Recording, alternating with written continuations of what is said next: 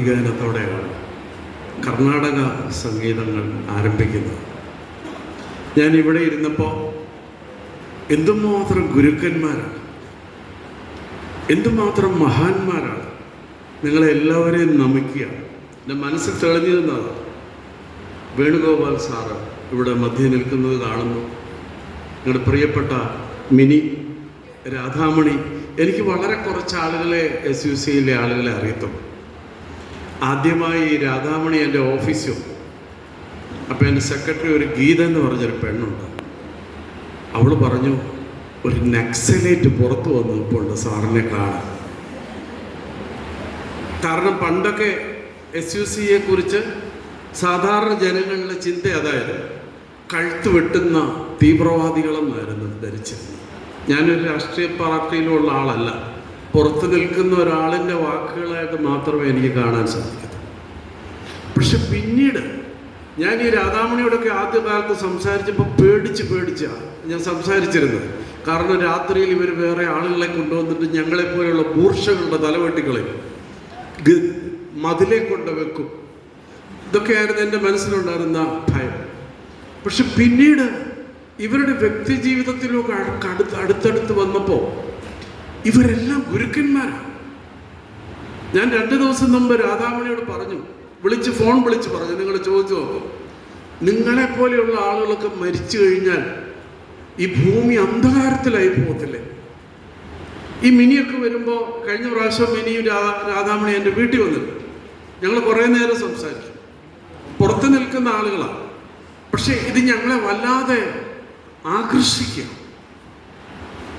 വളരെ സ്ഫുടം ചെയ്തെടുത്ത മനുഷ്യരാണ്. എനിക്ക് തോന്നുന്നു എല്ലാവരും ഗുരുക്കന്മാരാണ് ഈ കൂട്ടത്തിലുള്ളത്. ഈ വലിയ വലിയ നേരുള്ള പാരമ്പര്യത്തിൽ നിന്നാണ് ഗുരുക്കന്മാരുണ്ടാവുന്നത്. നസറത്തിലെ യേശുവൊക്കെ പറഞ്ഞത് സ്വയം അദ്ദേഹം പരിചയപ്പെടുത്തുന്നതിനെ ഞാൻ നേരാണെന്ന് പറഞ്ഞുകൊണ്ടാണ്, ഞാൻ സത്യമാകുന്നു എന്ന് പറഞ്ഞുകൊണ്ടാണ്. അപ്പോൾ ഈ നേരിനെ പിടുത്തം കിട്ടിയവരുടെ കാൽപാദങ്ങളാണ് ഇവിടെ എല്ലാം ഇരിക്കുന്നത്. ആ നേരിന് വേണ്ടി നിലവിളിക്കുന്നവർ, നേരിന് വേണ്ടി നടക്കുന്നവർ. ഇന്ന് വരെ ഇവരാരും ഒരു കാറിൽ സഞ്ചരിക്കുന്നത് ഞാൻ കണ്ടിട്ടില്ല. ഈ രാധാമണിയൊക്കെ എനിക്ക് അറിയാവുന്ന SUCയാണ്, അടുത്തറിയാവുന്ന SUCയാണ്. അതുകൊണ്ടാണ് ഞാൻ പറഞ്ഞത് എത്ര കിലോമീറ്ററുകളാണ് നടക്കുന്നത്. അപ്പം ഞാൻ ബൈബിൾ വായിക്കുമ്പോൾ ഞാൻ ഓർക്കും, സുവിശേഷം പറയുന്നവരുടെ കാലുകൾ അത്ര മനോഹരം. കാരണം നടന്ന് വിണ്ടുകീറിയ പാദങ്ങളാണ്. തങ്ങളുടെ നേരിന് വേണ്ടി വെയിൽ കൊണ്ട് നടന്ന് വിണ്ടുകീറിയ പാദങ്ങൾ. ആ പാദങ്ങളെ എങ്ങനെയാണ് നമുക്ക് നമസ്കരിക്കാതിരിക്കാൻ സാധിക്കും? അതുകൊണ്ട് ഞാൻ ഇന്നലെ ചോദിച്ചു, വേണു സാറിന് ശേഷം ഇനിയൊക്കെ ഇതുപോലെയുള്ള ആളുകളുണ്ടോ? വലിയ ആശ്വാസം എനിക്ക് തോന്നി. അപ്പോൾ എന്നോട് രാധാമണി പറഞ്ഞു, ഉണ്ട് സാറേ, ഒരുപാട് പുതിയ തലമുറ ഞങ്ങളുടെ മധ്യേ ഉണ്ട്. സാറിന് നാളെ വരുമ്പോൾ അത് കാണാം. ഞാനിന്ന് കണ്ടപ്പോൾ, ഈ യുവജനങ്ങളെ കണ്ടപ്പോൾ എൻ്റെ മനസ്സ് ഇങ്ങനെ പാൽപ്പത പോലെ തിളയ്ക്കുമായിരുന്നു. കാരണം നസ്രത്തിലെ യേശുവിൻ്റെ കാൽപാദത്തെങ്കിൽ മേരി എന്നൊരാൾ ഒരു ഭരണി പരിമളതയില ഉടച്ചു കളഞ്ഞു. നിങ്ങളുടെ ചെറുപ്പത്തിനെ, നിങ്ങളുടെ യൗവനങ്ങളെ ഒരു ഗുരുപാദങ്ങളിൽ ഉടച്ചവരാണ് നിങ്ങൾ. വേണുസാറിനെ കുറിച്ച് ചിന്തിക്കുമ്പോൾ അദ്ദേഹത്തിൻ്റെ ജീവിതമാകുന്ന പരിമള തൈലം അദ്ദേഹം ഉടച്ചു. മിനി, എനിക്കറിയാവുന്നവരുടെ പേരാണ് ഞാൻ പറയുന്നത്. ഇവരൊക്കെ തങ്ങളുടെ ജീവിതമാകുന്ന പരിമള തൈലം ഗുരുപാദങ്ങളിൽ അർപ്പിച്ച് ഉടച്ചു കളഞ്ഞവരാണ്. അപ്പം അതുകൊണ്ട് തീർച്ചയായിട്ടും നിങ്ങൾക്ക് അനേകരെ ആകർഷിക്കാൻ സാധിക്കും. ഈ കടലിനൊരു പ്രത്യേകതയുണ്ട്. ഞങ്ങളുടെ പല പള്ളികളും ഈ കടൽപ്പുറത്തുണ്ട്. മുളവുകാട് പള്ളി മുതൽ ഇങ്ങോട്ട് നോക്കിയാൽ ഈ പള്ളികളിലൊക്കെ പെരുന്നാളിന് കിഴക്ക് നിന്ന് ആളുകൾ വരും. പെരുന്നാൾ കഴിയുമ്പോൾ കുഞ്ഞുങ്ങളുമായിക്കൊണ്ട് ആളുകൾ ഈ കടൽ തിരകളിലേക്കൊക്കെ ഒന്ന് ഇറങ്ങും. അപ്പോൾ വല കെട്ടിക്കൊണ്ടിരിക്കുന്ന അവർ പറയും, കുഞ്ഞുങ്ങളെ കടലിൽ ഇറക്കരുത്, കൈവിട്ടു. എന്താ കാര്യം? ഈ ജലരാശിക്കൊരു പ്രത്യേകതയുണ്ട്. അതിൻ്റെ ഒരു കാന്തിക ആകർഷണതയുണ്ട്. കുഞ്ഞുങ്ങളെ അത് വലിച്ചെടുക്കും. നിങ്ങൾ നോക്കിയാൽ അറിയാം, കടലിൽ ഏറ്റവും വീണിട്ടുള്ള കുഞ്ഞുങ്ങളാണ്. പുഴയിലാണെങ്കിലും ഒക്കെ കുഞ്ഞുങ്ങൾ വീഴുന്നുള്ളൂ. കാരണം ഇത് ഈ ജലരാശി വലിച്ചെടുക്കും. അപ്പൊ ഗുരുക്കന്മാരെന്ന് പറഞ്ഞാൽ വക്കോളും ജലരാശി നിറഞ്ഞ ജലകുംഭങ്ങളാണ്. അവർക്കൊരു ആകർഷണീയതയുണ്ട്. അതുകൊണ്ടാണ് നിങ്ങളുടെ കോൺട്രസ്റ്റായി നിൽക്കുന്ന ഞാൻ നിങ്ങളുടെ മധ്യത്തിൽ വന്നത് ഈ രണ്ട് സ്ത്രീകളുടെ ആകർഷണം. അവരെന്നെ ആകർഷിച്ച് വലിച്ചിങ്ങോട്ട് എടുക്കുക. അപ്പൊ അതുകൊണ്ട് പുതിയ തലമുറ തീർച്ചയായിട്ടും നിങ്ങൾ ആകർഷിക്കപ്പെടും. ഗുരുക്കന്മാർ വക്കോളും ജലരാശിയുള്ളവരാണ്. അപ്പൊ അതുകൊണ്ട് വേണുഗോപാലിനെ സംബന്ധിച്ച് ഇവിടെ ഞാൻ ഈ വാക്കുകളൊക്കെ കേട്ടല്ലോ. അപ്പോൾ തീർച്ചയായിട്ടും അദ്ദേഹത്തിന് വേണ്ടി തങ്ങളുടെ യൗവനത്തിൻ്റെ നിറകുംഭങ്ങളെ ഉടയ്ക്കുവാനുള്ള മനുഷ്യരുണ്ടാവും. കാരണം അദ്ദേഹം ഒന്നും മരിച്ചിട്ടില്ല. ഇപ്പൊ നസ്രത്തിലെ യേശു മരിച്ചു.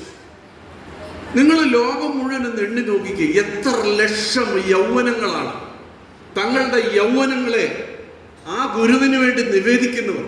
ഓരോ മൊണാസ്ട്രികളിൽ ഒന്ന് കയറി നോക്കി, നണ്ണറികളിൽ ഒന്ന് കയറി നോക്കി, എത്ര ചെറുപ്പക്കാരാണ് തങ്ങളുടെ യൗവനങ്ങളെ ആ ഗുരുപാദത്തിൽ നിറകുംഭങ്ങളായി പരിമള തൈലങ്ങളായി ഉടച്ച് അവരുടെ യൗവനത്തിനെ അവര് ഉപേക്ഷിക്കുവാൻ തയ്യാറായി. അപ്പൊ തീർച്ചയായിട്ടും നിങ്ങൾക്ക് അഭിമാനിക്കാം, അദ്ദേഹം ജീവിക്കുന്നുണ്ട്. അനേക ആളുകൾ തീർച്ചയായിട്ടും ആകർഷിക്കപ്പെടും. കാരണം ഇത്തരം ഗുരുക്കന്മാര് ഈ പ്രപഞ്ചവുമായി ബന്ധപ്പെട്ടവരാണ്. പ്രപഞ്ചത്തിൽ എവിടെയെങ്കിലും ഒരു ഇലയ്ക്കൊരു പൊട്ടൽ വന്നു കഴിഞ്ഞാൽ ഈ ഗുരുക്കന്മാർക്കാണ് വേദനിക്കുന്നത്. അതാണ് ഒരു പ്രാപഞ്ചിക നിയമത്തിൽ ജീവിക്കുന്നവർ. ഞാൻ SUCയുടെ ഒരു രണ്ടാമത്തെ പരിപാടിയിലാണ് പങ്കെടുക്കുന്നത്.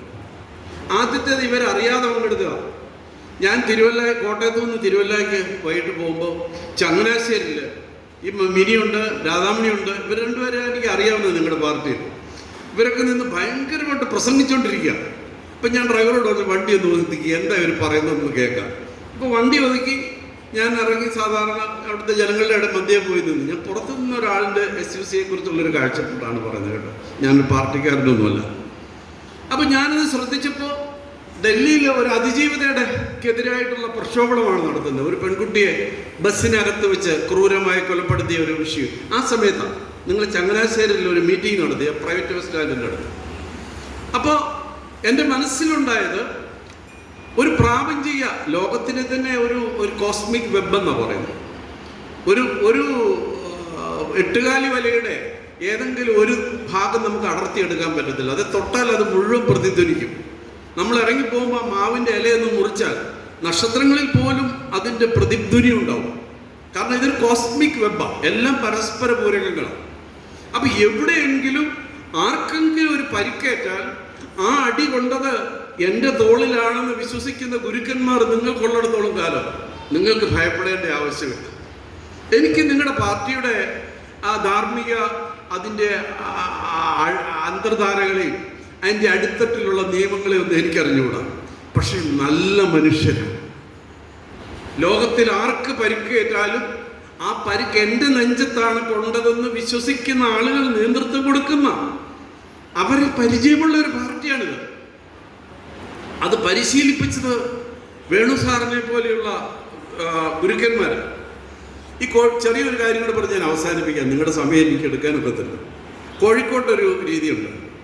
ഈ കടലാമകൾ വംശനാശ ഭീഷണിയിൽ ചില സ്ഥലങ്ങളിലെ കടലാമകൾ കരയ്ക്ക് കയറി മുട്ടയെടുക്കും. അത് മണൽ വാന്തി മുട്ടയിട്ടിട്ട് കൃത്യം ഇത്ര ദിവസം കഴിയുമ്പോൾ അതിനറിയാം ഏത് ദിവസം അത് വിരിയുന്നു. ആ ദിവസം കുഞ്ഞിനെ സ്വീകരിക്കാനായിട്ട് കയറി വരും, കുഞ്ഞുമായിട്ട് മടങ്ങിപ്പോകും.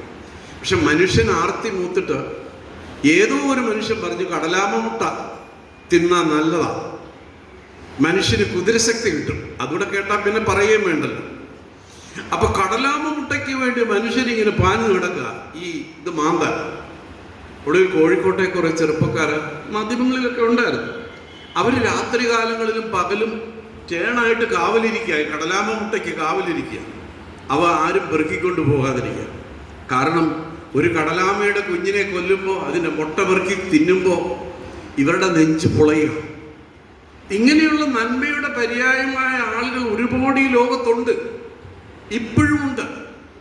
അപ്പോൾ അതിനെയാണ് ഈ കോസ്മിക് വെബ് എന്ന് പറയുന്നത്. SUCയിൽ ഞാൻ കണ്ടിട്ടുള്ള ആളുകളൊക്കെ ഇങ്ങനെയുള്ളവരാണ്. ഫെഡറിക് നിഷയെ കുറിച്ച് നിങ്ങൾ കേട്ടിട്ടുണ്ട്.